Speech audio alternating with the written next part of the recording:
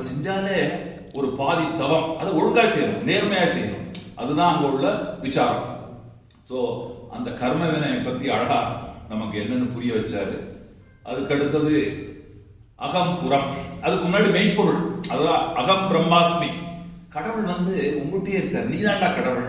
அதுதான் சொன்னதை அப்படி அனாவசியமாக எடுத்துரைத்து விட்டார்.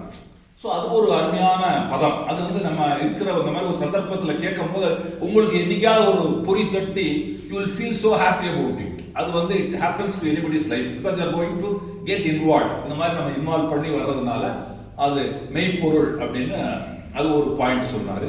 அப்புறம் அகம்புறம், அந்த டிஃபரன்ஸ் அதான் நம்ம தம்பி குமரேசன் கரெக்டா அருமையா சொல்லிட்டாரு.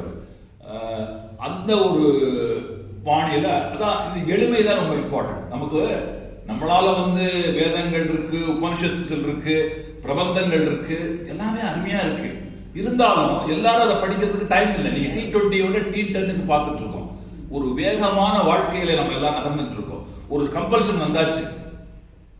ஸோ இந்த காலகட்டத்தில் ஒரு எளிமையா நமக்கு புரியுறபடி சொல்றது அது நமக்கு ஒரு கொடுப்பினை. All gifted persons today. ஒரு 2 டே எத்தனையோ நம்ம காலத்தை பேஸ் பண்ணிட்டு இருக்கோம்.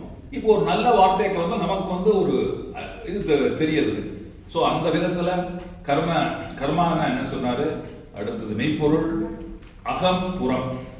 அதுல மெயினா அவர் திரும்ப திரும்ப வலியுறுத்தது என்னன்னா, ஆறு போல ஓட விட்டுறணும் அப்படின்னு. நான் புரிஞ்சது ஒரு நிமிஷம் உங்களுக்கு சொல்றேன். ஆறு போல விட்டுறணும், எதையுமே வச்சுக்கூடாது. That's perfectly right. ஏன்னா நடந்தவைகள் நடந்தவை தான், ஒண்ணுமே செய்ய முடியாது. அது ஒவ்வொரு உதாரணம் இருக்கும். அப்ப நம்ம இங்க என்னன்னா, எங்க கன்ஃபியூஷன் நமக்கு வருதுன்னா, டிஸ்டிங்ஷன் பிட்வீன் அகம் அண்ட் புறம். அதைத்தான் அவர் விளக்கி சொன்னார். இதை நீங்க புரிஞ்சுட்டீங்கன்னா இந்த செமினார் இன்னும் நீங்க சிறப்பாயிடும். அந்த ஞானம் வந்தாச்சுன்னு அர்த்தம். இதுதான் நம்முடைய போராட்டம்.